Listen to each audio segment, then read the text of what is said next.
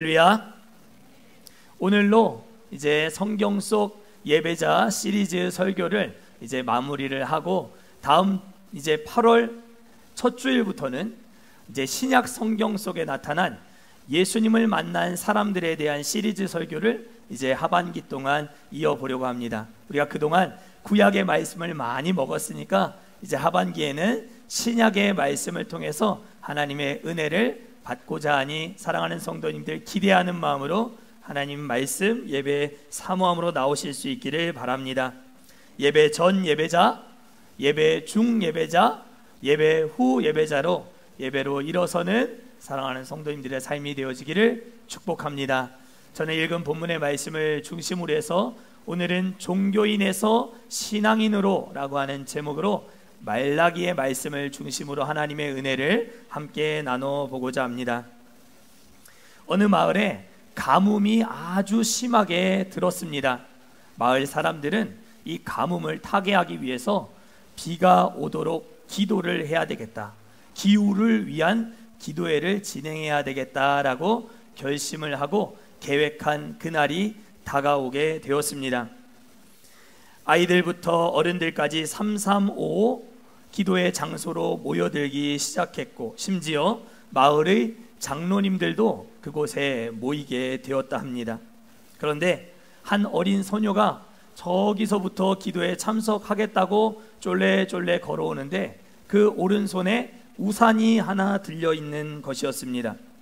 모여있던 많은 사람들은 아이를 보고 웃으면서 이렇게 말했습니다. 얘야, 지금 날씨를 좀 봐라. 아직은 비가 안 오지 않겠니? 우산은 좀 이른 것 아니겠니? 그러자 아이가 대답을 했습니다. 아니에요. 우리는 지금 비를 오게 해달라고 하나님께 기도하고 있는 거잖아요. 그럼 진짜 비가 올 줄로 알고 우산을 챙겨 와야죠 라고 말했다고 하는 이야기가 있습니다. 사랑하는 성도 여러분, 종교인은 어떤 사람일까요? 기도라고 하는 행위는 열심히 하지만 정작 기도한 대로 이루어질 것이라고는 믿지 못하고 있는 그런 사람들이 종교인일 것입니다. 마을 사람들은 비를 내려달라고 간절히 기도할 줄은 알았지만 정작 믿음으로 비를 맞을 걱정은 하지 못하고 있었습니다. 순서와 형식과 격식은 다 갖췄지만 정작 있어야 할 믿음을 가지지 못한 사람들, 그들이 바로 종교인일 것입니다. 종교적 행위에 절어 있는 사람들인 것이죠. 그러나 성경은 우산을 가지고 나타나는 이 한 소녀가 참된 믿음을 가진 신앙인이다, 참된 신앙인이다, 그렇게 말씀하고 있습니다. 마태복음 25장을 보면 우리가 잘 알고 있는 10명의 처녀에 관한 비유의 말씀이 기록되어 있습니다. 주인이 오게 될 그때에 10명의 처녀 모두 그 손에 10개의 등이 다 들려 있었습니다. 등불이 다 하나씩 갖추어져 있었다는 것이죠. 그러나 10명의 처녀 모두가 그 등불에 필요한 기름을 넉넉하게 준비하고 있었던 것은 아니었습니다.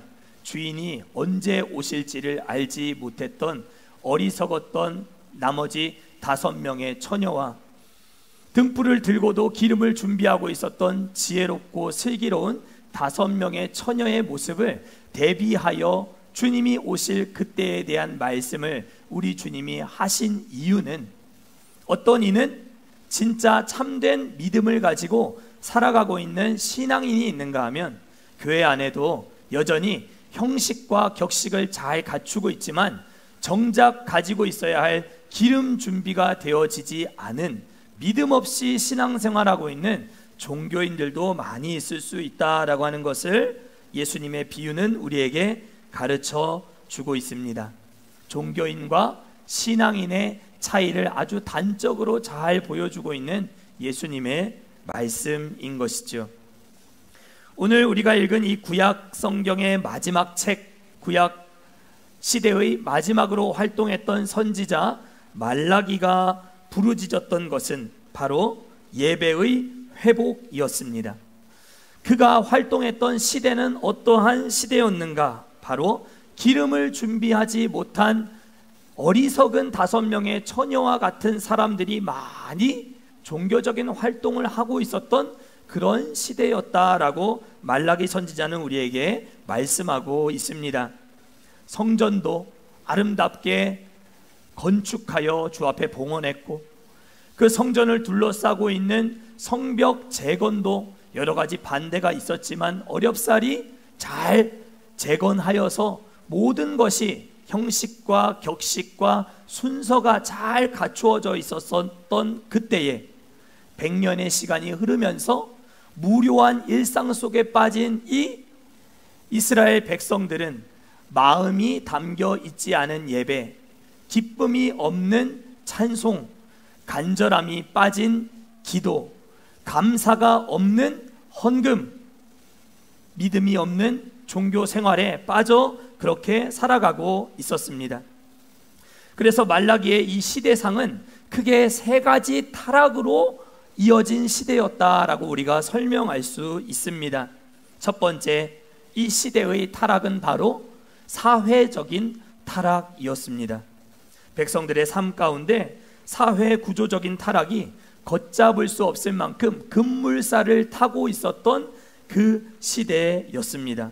가진 자들은 더 많이 가지기 위해서 탐욕의 눈이 멀어 자신이 가지고 있는 이 지위와 권력을 활용하여서 가지지 못한 사람들을 더 착취하고 괴롭히는 일들이 비일비재하게 벌어지면서 부익부 빈익빈 현상, 빈부의 격차가 더 크게 벌어지게 되었고, 이 사회적 타락은 반드시 성적 타락으로 이어지게 되어 있는데, 윤리 도덕적 기준들이 다 무너져서 성적 욕망에 빠져 외도와 불륜을 저지르며 가정을 망가뜨리는 일들도 이 말라기의 시대상 가운데 많은 사람들이 이런 일들을 벌이고 있었다라고 성경이 가르쳐 줍니다. 문제는 이런 일들이 신앙인들 손에서 벌어진 일들이었다는 것입니다. 하나님을 모르는 불신자들이 이런 일들을 저지른 것이 아니라 하나님을 믿는다고 말하는 많은 종교인들에 의해서 이런 일들이 자행되고 있었던 시대였다는 것이죠. 말라기 3장 5절 말씀을 제가 우리말 성경으로 읽어드리겠습니다. 그러므로 내가 심판하기 위해 너희에게 가까이 나아가겠다. 점치는 자들, 간음하는 자들, 거짓 증거하는 사람들, 그리고 일꾼의 품삯을 착취하고 과부와 고아를 압제하고 이방 사람의 권리를 박탈하면서도 나를 경외하지 않는 사람들에 대해 즉시 증인이 되겠다. 만군의 여호와께서 말씀하셨다.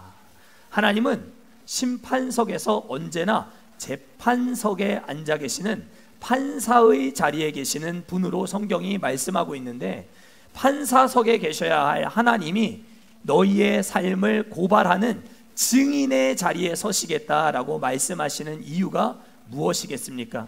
교회를 다닌다고 하면서도 점을 치러 다니고 간음을 저지르고 악한 자들을 압제하고 겁박하고 또 고아와 과부와 같은 사회적 약자들을 괴롭히고 이방 사람들의 권리를 빼앗는 등 하나님을 경외하지 않는 사람들에 대해서 나는 증인석에 서겠다라고 말씀하시는 하나님의 말씀을 우리는 엄중히 들어야 할 줄 믿습니다. 이들은 사회 부조리의 온상과도 같아서 어디서부터 어떻게 손을 대야 할지 알 수 없는 사회 구조적인 타락을 경험하고 있었던 그런 시대를 살아가고 있었습니다. 두 번째는 종교적 타락이었습니다. 여러분들 목회자나 성직자들을 보면 어떻습니까? 그래도 나보다는 조금 더 낫지 않겠나? 이런 기대들을 여러분 다 조금씩은 하고 계시지 않습니까? 그래도 나와는 좀 뭔가 다른 면이 있겠지, 다른 구석이 있겠지 라고 우리는 도덕 윤리적인 조금 높은 기준으로 목회자들을 또 성직자들을 우리가 이렇게 바라보는 경우가 많이 있는데요, 이 말라기 시대 당시에 종교적 기득권을 가지고 있었던 지도자들은 우리가 생각하는 그런 교회 안에서 활동하는 목회자들이 아니라 일반 시민들, 서민들의 다양한 삶에 다양한 영향을 직간접적으로 미칠 수 있는 고위 공무원과 같은 사람들이었겠다라는 생각을 우리가 할 필요가 있습니다. 이 종교 지도자들은 굉장히 종교적으로 거룩해 보이는 사람들이었지만 실상은 앞서 말씀드린 대로 전혀 믿음이 없었던 사람들이었습니다. 마음 없는 예배, 찬양, 기쁨이 없는 찬양, 감사가 빠진 헌금, 또 간절함이 없는 기도, 믿음이 없는 종교 생활, 이런 것들을 종교인들이 반복하고 있었다는 거예요. 그러니 일반 백성들, 일반 성도들이 하나님 앞에 종교적으로 다시 일어설 수 있게 되는 길은 전혀 눈 씻고도 찾아볼 수 없었던 그런 시대였겠다라는 것이죠. 말라기 1장 10절 말씀도 제가 읽어드리겠습니다. 너희 가운데 누가 성전 문들을 닫아서 내 제단에 쓸데없이 불을 지피는 일이 없었으면 좋겠다. 내가 너희를 기뻐하지 않는다. 만군의 여호와께서 말씀하셨다. 그리고 내가 너희 손에 있는 재물은 어떤 것도 받지 않겠다. 하나님은 말라기 선지자를 통해서 그 시대를 살아가고 있는 종교인들을 향해 다음과 같이 말씀하셨습니다. 너희가 드린 예물을 내가 다시 토해내버리겠다. 차라리 성전 문을 걸어 잠궈버려라. 나는 너희가 드리는 예물을 받지 않겠다라고 말씀하시는 하나님, 하나님이 예배를 받으시는 하나님인데 얼마나 백성들의 타락이 극심했으면 성전 문을 닫으라고까지 말씀하셨겠습니까? 말라기 2장 3절을 보면 너희가 드리는 예물은 똥과 같다. 하나님이 이렇게까지 말씀하세요. 그 시대의 타락의 이 깊이를 여러분들 가늠하시겠습니까? 그 똥으로 너희의 얼굴에 발라버리겠다. 이런 말씀을 입에 담지 못할 이런 이야기를 하나님이 하셨다라는 것입니다. 마지막 세 번째 타락은 영적 타락이었습니다. 말라기 선지자는 백성들을 향해 다음과 같이 말했습니다. 말라기 3장 14절 말씀입니다. 너희가 말하기를 하나님을 섬기는 일은 헛된 일이다. 그의 명령을 지키고 만군의 주 앞에서 그의 명령을 지키며 죄를 뉘우치고 슬퍼하는 것이 무슨 유익이 있단 말인가? 이제 보니 교만한 자가 오히려 복이 있고 악한 일을 하는 자가 번성하며 하나님을 시험하는 자가 재앙을 면한다 하는구나. 그때 당시에 교회 안에서 신앙생활하고 있었던 사람들은 다 다음과 같이 말했다는 거예요. 하나님이 어디 있니? 하나님이 있으면 내 눈에 좀 보여줘. 이렇게 말하는 사람들이 대부분이었다. 절대 다수를 차지하고 있었다라고 성경은 말씀합니다. 말라기 시대에 대한 이 말라기 선지자의 진단은 한마디로 예배의 붕괴였습니다. 한번 따라 하시죠. 예배의 붕괴. 왜 이렇게 사회적, 종교적, 영적 타락이 이어질 수밖에 없었는가? 예배가 무너졌기 때문이었다라고 진단했다는 것입니다. 여러분들 병원 가시면 진찰을 받으시고 의사의 진단을 통해 처방을 받으시죠. 우리의 이 질병의 뿌리를 제대로 뽑아내려면 진단이 정확해야 하지 않겠습니까? 하나님이 이렇게까지 성전문을 닫아버려라. 너희가 드리는 예물을 나는 받지 않겠다라고 말할 정도로 이렇게 타락의 타락을 거듭하고 있었던 상황 속에서 하나님은 우리에게 이와 같이 말씀하고 계시는 것입니다. 너희의 예배를 회복하라. 예배가 무너지면 삶도, 가정도, 우리의 사업장도, 기업도, 우리의 사회도 제대로 절대 지켜낼 수가 없습니다. 제가 예배 시리즈 처음 하면서 주일 예배, 주일 성수, 이것은 차렷 자세와도 같다고 했어요. 군인이 제식 훈련을 받을 때 차렷 열중샷, 차렷 열중샷, 이게 제대로 안 되면 제식 훈련을 아무것도 소화해낼 수가 없어요. 그 다음 단계로 나아갈 수가 없다는 거예요. 마치 단추와도 같아요. 두 번째 단추 구멍에 첫 번째 단추를 끼워 놓은 상태로 옷을 제대로 고쳐 입을 수 있는 방법은 아무것도 없어요. 두 번째 구멍에 들어가 있는 이 첫 번째 단추를 빼내어서 제대로 된 첫 번째 구멍에 끼워 넣어야만, 이것을 다시 시작해야만 어디서부터 떨어지는 데를 자세히 주의하여 처음 단추를 제대로 끼워 넣어야만 우리의 삶 가운데 영적인 삶이, 또 우리의 삶의 가정과 직장과 사업장의 모든 일들이 평안할 수 있다라고 하는 것을 기억해야 할 줄 믿습니다.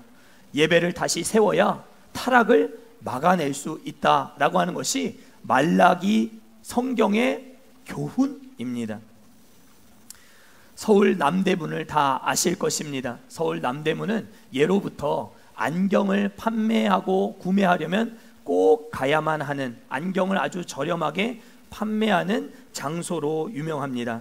제가 어렸을 때만 해도 서울에서 안경을 사야 하면 꼭 남대문 시장을 가야 한다라고 하는 불문율이 있었습니다. 그런데 이 남대문에는 지금도 아주 유명한 안경점인 실로암 안경점이라고 하는 곳이 있습니다. 여러분들 인터넷으로 찾아보시면 금방 아실 텐데요, 남대문에도 어마어마한 건물을 지었고 강남 땅에도 빌딩을 세운 그런 안경점입니다. 오직 한 길, 안경 판매 하나로만 건물을 세운 이 확장에 확장을 거듭한 대형 안경점의 점주는 침례교단에 소속된 한 장로님이십니다. 제가 개인적으로도 잘 알고 있고 지금도 교제를 나누고 있는 분이신데요, 장로님은 어린 시절 무학의 아주 어려운 가정 형편 속에 어린 시절을 보내신 분이셨습니다. 경북 안동에서 태어나셨는데 청소년 시기가 되어서 내가 여기 있어서는 안 되겠다 싶어서 무작정 서울로 아무것도 들고 가지 않고 무작정 서울로 올라가서 어린 시절 그 교각 위에, 다리 위에서 노숙 생활을 오랫동안 하면서 서울살이를 시작하셨다라고 하는 그분의 간증은 이미 많은 분들에게도 알려져 있는 내용인데요, 눈물 없이는 들을 수 없는 그 간증. 그런데 그 숱한 어려움 속에서도 이분이 서울로 올라와서 신앙을 갖게 되신 거예요. 포기하지 않았던 것 두 가지가 있었다고 합니다. 그 두 가지, 첫 번째는 예배 생활, 두 번째는 11조 생활이라 했습니다. 주일 예배, 수요 예배, 금요 예배, 새벽 예배, 다리 위에서, 교각 위에서 이불 한 장 없이 그렇게 노숙 생활을 해야 하는 상황 속에서도 이렇게 예배 생활을 놓치지 않으셨다라고 했습니다. 연필과 지우개, 볼펜 같은 것들을 팔아서 남긴 것 중에 11조를 잘 구별해서 하나님 앞에 드리는 일을 멈추지 않으셨고, 장로님은 지금 오늘 이날까지도 이 신앙의 원칙을 스스로 깬 적이 한 번도 없다고 말씀하셨습니다. 물론 저는 장로님께서 11조를 꼭 드렸기 때문에만 복을 받았다라는 말씀을 이 시간 드리고 싶은 것은 아닙니다. 그러나 저는 이 11조 헌금이라고 하는 아주 극히 작은 원칙이라 할지라도 하나님 앞에서 지키려고 애를 쓰면 하나님이 그 중심을 잊지 않으신다고 믿는다는 것을 말씀드리고 싶은 것입니다. 하나님이 실로암 안경점을 주목하셨습니다. 그리고 남대문 시장에는 60년대, 70년대부터 해서 2000년대 초반까지 대형 화재들이 굽이굽이 이렇게 많이 있었거든요. 그런데 그 많은 화재들 속에서도 이 실로암 안경점을 하나님이 그때그때마다 다 지켜주셨노라, 그분은 고백하고 있습니다. 언젠가 한번 이 강단 위에도 한번 초청을 해서 간증을 한번 들으면 좋겠다라는 생각도 하고 있는데요, 하나님 앞에서 세웠던 첫 마음, 첫 단추, 첫 원칙, 이것을 끝까지 잘 지켜나가는 것이 우리 신앙생활에 너무너무 중요하더라 하는 것입니다.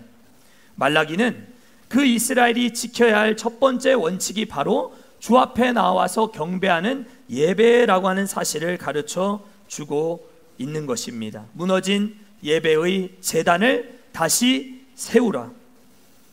마음 빠진 예배가 아니라 마음을 깊이 담은 예배, 기쁨이 되살아나고 있는 찬양, 감사가 서려 있는 헌금, 간절함이 가득한 기도, 믿음으로 나아가는 신앙생활을 회복해 나가라 하는 것입니다. 오직 그것만이 사회적, 종교적, 영적 타락을 가로막을 수 있는 유일한 방법임을 그가 말한 것입니다. 오늘 말라기 4장 2절 본문 말씀을 우리가 다 같이 한번 큰 목소리로 읽어보도록 하겠습니다. 4장 2절입니다. 시작.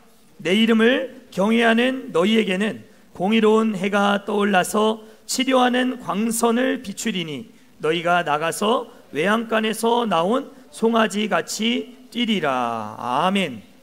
이 구절은 주로 우리가 육신이 병들고 아플 때, 몸이 많이 병들었을 때 많이 주로 묵상하는 말씀입니다. 제가 각별히 아끼고 기도를 많이 했던, 제가 가르쳤던 제자 중에 초등학교 3학년 때 만나서 작년에 수능 시험을 치르고 포항공대에 작년에 들어가게 된 아주 자랑스러운 제자가 한 사람이 있는데요. 그 아이가 아주 어렸을 때 하루는 교회에서 막 여기저기 뛰어다니고 계단에 오르락 내리락 하다가 크게 넘어지는 바람에 팔꿈치 뼈가 다쳐서 제가 병원 신방을 지금으로부터 13년 전에 간 적이 있었는데요. 그때 당시에 그 아이 병상 침대 위에 이런 구절이 붙어 있는 것을 보고 제가 사진을 찍어 둔 것이 있습니다. 한번 보여주시죠. 13년 전에 제가 병실에 병원 신방 갔다가 그 아이 머리맡에 있는 하나님 말씀을 저렇게 사진을 찍어 놨는데요. 치료하는 광선을 바라는 이 하나님의 뜻이 그의 삶 가운데 나타나 그는 곧 금방 회복되는 역사가 나타나게 되었습니다. 그런데 중요한 사실은 이 말씀이 우리의 질병을 치료하시는 하나님의 역사를 강조하고 있는 말씀이라 많은 사람들이 오해하고 있다는 것이 문제입니다. 이 말씀은 여기서 이 본문의 문맥 속에서 말하고 있는 치료하는 광선이라는 것은 단순히 우리의 육신의 질병을 치료하는 하나님의 역사를 가리키는 것이 아니라 여호와의 날이 임할 때에, 용광로의 불같은 그 날이 우리에게 임할 때에, 종교인과 신앙인을 구분짓는 그날에 우리의 영혼을 치료하시는 하나님의 광선이 있는데, 그 광선은 우리를 종교인에서 신앙인으로 바꾸시는, 치료를 일으키시는 광선이다 라고 하는 것을 말씀하고 있는 구절이라는 것입니다. 우리의 예배를 치료하시고 고치시는 치료의 광선이 여러분들의 삶에도 비추어지고 바라게 되는 역사가 나타날 수 있게 되기를 간절히 축복합니다. 여러분들 주일 예배를 포기하지 마십시오. 주일 성수는 죽어도 지켜야 하는 것입니다. 저는 어린 시절 죽어도 주일 성수, 이걸 외치면서 신앙생활을 배웠습니다. 첫 단추였습니다. 첫 번째 단추, 주일 성수였습니다. 그것을 통해서 저는 제 신앙의 많은 부분들을 조직적으로 갖춰 나갈 수 있는 훈련을 받아 나갈 수가 있었습니다. 예배가 회복되면 여러분들의 가정의 우환질고도 떠나가게 될 줄 믿습니다. 사업장에 가로막혀 있는 여러 가지 재정적인 문제들도 하나님이 해결해 주실 줄 믿습니다. 직장 생활, 여러분들 생업 가운데도 하나님이 복을 담아 주셔서 잘 되게 하시는 역사를 반드시 경험시켜 주실 줄 믿습니다. 종교인은 예배를 보는 사람이고 신앙인은 예배를 하는 사람입니다. 여러분들은 예배를 보고 계십니까? 예배를 하고 계십니까? 구약 성경에서 활동했던 예언자들의 핵심적인 메시지는 하나같이 형식적인 예배에서 벗어나라, 습관적인 틀에서 벗어나라, 형식적인 예배를 그쳐라, 멈춰라 하는 메시지였습니다. 하나님은 그런 것들을 받지 않으신다라고 하는 것이 구약 성경에 등장하고 있는 예언자들의 하나같이 외치고 있는 동일한 메시지입니다. 한 번의 예배를 드리더라도 주 앞에 진심으로, 전심으로 나아가 예배할 줄 아는 그런 하나님의 사람들 되실 수 있기를 주의 이름으로 간절히 축원합니다. 저는 2003년 1월 말 군대에 입대하게 되었습니다. 신병 훈련을 잘 마치고 자대 배치를 받은 후 제가 가게 된 곳은 경기도 파주의 광탄면에 위치한 1사단 수색대였습니다. 수색대는 지금도 그렇지만 비무장지대 안에 있는 GP라고 하는 성처럼 생겨놓은 공간 안에 한 개의 소대가 들어가서 소대가 교체하면서 그 GP를 통해서 북한군의 군사적인 활동들을 이렇게 감시하는 역할, 경계 근무 역할을 감당하는 것이 바로 이 수색대의 역할이었는데요. 저는 이 비무장지대에 자주 들어가서 비무장지대의 지뢰를 탐지하거나 또 북한군의 군사적인 활동이 있나 없나 활동하고 살피는 일들을 자주 하곤 했었습니다. 그래서 실제로 저는 38도선이라고 하죠. 완전 경계, 비무장지대 안에도 그 중심이 되는 라인이 있습니다. 그 라인이 38도선이라고 하지 않습니까? 제가 거기까지 들어가서 사진도 찍어본 그런 경험이 있는데요. 물론 찍으면 안 되는 일이긴 했지만 그때 당시에는 기념을 남겨야만 했기 때문에 서로가 이렇게 잘 찍어주고는 했었습니다. 그런데 그런 곳에서 군 생활을 제가 해야 하다 보니까 휴가는커녕 교회도 잘 나갈 수가 없는 환경이 계속되곤 했었습니다. GP 안에는 먹을 것은커녕 교회는커녕 일주일에 2번 부식 차량이 멀리서부터 음식을 먹을거리를 가지고 와야만 먹거리를 가지고 요리를 해서 먹을 수 있었던 아주 열악한 환경에 있었던 곳이었습니다. 그러니 신앙생활에 어려움을 겪을 수밖에 없었던 것은 당연한 일이었지요.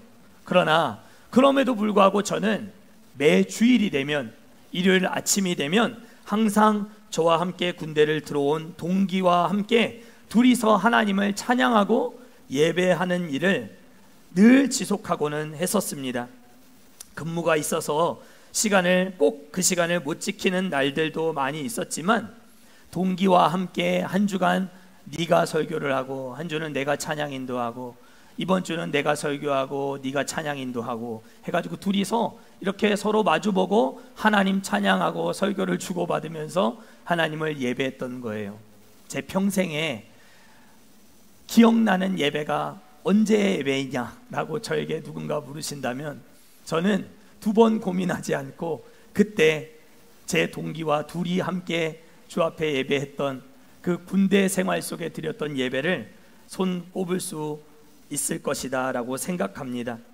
마이크, 스피커, 악기들 하나 없었고 사람도 없어서 둘이서 이렇게 예배할 수밖에 없는 참 조촐한 그런 시간들이었지만 성경 찬송 하나 들고서도 하나님 앞에서 얼마든지 영과 진리로 예배할 수 있다는 사실을 깨달을 수 있었던 정말 제 인생에 유익했던 신앙의 첫 번째 단추들을 끼워나가는 그런 복된 시간이었습니다.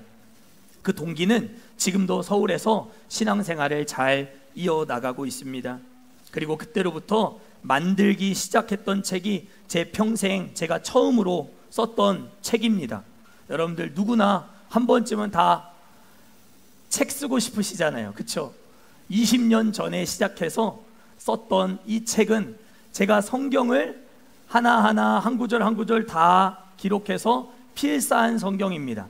구약 성경, 신약 성경 이렇게 해서 2권의 책으로 제가 군대 있을 때부터 해서 군대를 제대하고 4학년 봄까지 약 3년에 걸쳐서 제가 필사한 성경입니다. 이 성경이 제가 그 젊고 혈기왕성했던 그 시간 속에서 하나님의 말씀 앞에 제 자신을 드리고 예배 생활을 통해서 첫 단추를 끼워나가는 이런 삶을 통해 저는 그때를 생각하면 제가 하나님의 말씀을 붙들고 살았던 시절들이었다라고 생각했지만 돌아보면 또 생각해 볼수록 그 시절은 혈기왕성하고 엇나갈 수 있었던 저의 어린 시절 제 삶을 하나님의 말씀이 저를 붙드는 시간이었다라고 밖에 생각할 수 없는 그런 시간을 제가 보내었다 고백하게 되더라 하는 것입니다.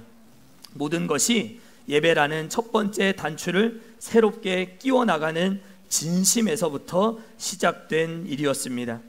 사랑하는 성도 여러분, 예배가 무너지면 삶이 무너집니다. 우리의 몸은 단순히 먹고 마시는 즐기는 육신으로만 구성되어 있지 않습니다. 여러분들 속에는 영혼이 있어요. 영혼은 영의 양식을 먹어야 되고, 영혼이 호흡을 하지 못하면 죽게 되는 거예요. 내 영혼이 죽는데 내 가정이, 내 사업장이, 내 기업이 온전할 수 있겠습니까? 어려움을 당할 수밖에 없는 것이죠. 말라기의 이 시대상은 우리에게 이와 같은 중요한 교훈을 우리에게 주고 있는 것입니다. 이들도 처음부터 이렇게 망가진 삶은 아니었습니다. 성전을 잘 봉헌하고 성벽도 재건하고 하나님 앞에서 포로에서 귀환시켜 주시면 내가 하나님 앞에 잘해보겠다, 최선을 다해보겠다 결심하고 이를 악물고 예루살렘으로 돌아와서 신앙생활을 시작했던 사람들이었습니다. 그런데 100년의 시간이 흐르면서 이들은 종교인으로 전락하고 말았습니다. 사랑하는 성도 여러분, 말라기의 마지막 교훈 우리가 함께 한번 들어보면 좋겠습니다. 마지막 4장 5절 6절 말씀, 이제 말라기의 교훈이자 구약 성경의 마지막 구절인데요, 구약 성경의 결론과도 같은 말씀입니다. 말라기서 4장 5절 6절 말씀 함께 읽도록 하겠습니다. 시작. 보라, 여호와의 크고 두려운 날이 이르기 전에 내가 선지자 엘리야를 너희에게 보내리니 그가 아버지의 마음을 자녀에게로 돌이키게 하고 자녀들의 마음을 그들의 아버지에게로 돌이키게 하리라. 돌이키지 아니하면 두렵건대 내가 와서 저주로 그 땅을 칠까 하노라 하시니라. 아멘. 결론이 무엇입니까? 마음을 하나님께로 돌이키라 하는 것입니다. 너희의 자녀들도, 너희도 너희의 그 마음을 하나님께로 돌이켜서 첫 번째 단추, 첫 마음, 처음 행위를 네가 회복하는 것, 그것만이 이 사회의 타락을 막을 수 있는 길이다. 너희의 가정과 사업장을 지킬 수 있는 일이다 라고 하는 것을 강조하고 있는 것입니다. 형식과 격식은 지금으로도 충분합니다. 여러분들, 이렇게 점점 교회 성도들이 조금씩 늘어나고 많아지니까 제 개인적으로도 하나님이 은혜를 주시는 것 같아 너무 기쁘고 즐거운 마음이 있습니다. 그러나 성도 숫자가 많이 늘어나는 것보다 더 중요한 것은 하나님 앞에서 여러분들이 진짜 참 믿음을 가진 한 사람의 신앙인이 되느냐 되지 못하느냐입니다. 하나님은 제게 그것을 물으실 것입니다. 사랑하는 성도 여러분, 종교인의 삶에서 벗어나십시오. 마음을 돌이켜 참 신앙인의 삶으로 하나님 앞에 영광 되시는 저와 우리 모두가 될 수 있기를 주의 이름으로 간절히 축원합니다.